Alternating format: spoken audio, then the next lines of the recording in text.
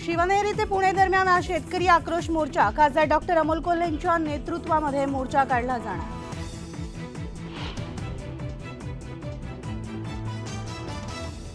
सगळे सर्वे बरोबर नसतात, राज्यात महायुती लोकसभेच्या 45 जागा जिंकेल, केंद्रीय अर्थ राज्यमंत्री भागवत कराड यांचं वक्तव्य।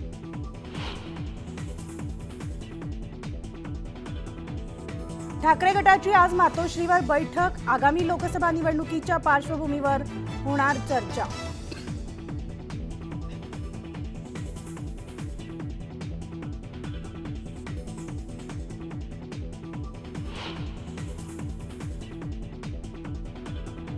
सुनील केदार यांच्या जामिनावर आज कोर्ट निकाल देणार, तर केदार यांना जामीन मिळणार का याकडे लक्ष।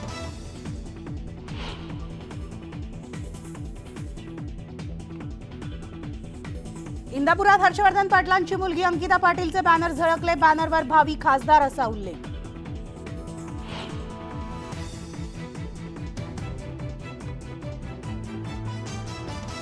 अंगणवाडी सेविकांचा संप सुरूच, तर मागण्यांबाबत तोडगा न निघाल्यानं संप सुरू ठेवण्याचा निर्धार।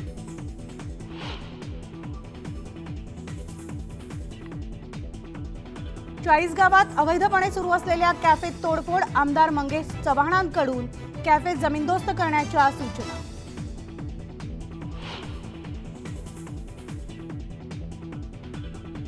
गाडी पार्क करताना मद्यधुंद चालकाची इतर वाहनांना धडक, ठाण्यातल्या लुईसवाडीतील प्रकार।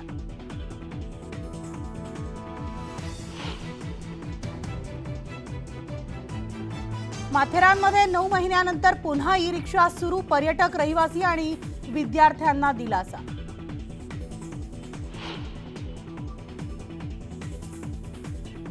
नववर्षानिमित्तानं मध्य रेल्वेकडून 4 विशेष लोकल सोडण्यात येणार, मुंबईमध्ये मोठ्या संख्येनं पर्यटक दाखल होण्याची शक्यता।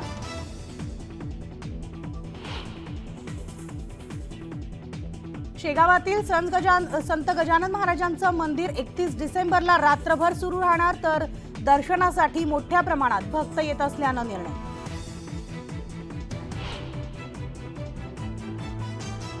राम मंदिराच्या आतील भागाचे एक्सक्लुझिव्ह फोटोज आले समोर, एकापेक्षा एक सुंदर कलाकृती साकारल्यात मंदिराच्या भिंतींवर।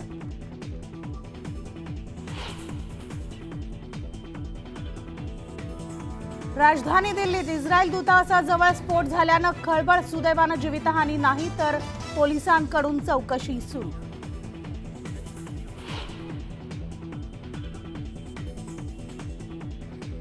आणि दक्षिण आफ्रिकेविरुद्ध पहिल्या कसोटी सामन्यात भारताची अडखळती सुरुवात, पहिल्या दिवसाअखेर भारताच्या 8 बाद 208 धावा, केएल राहुलची शतकी खेळ।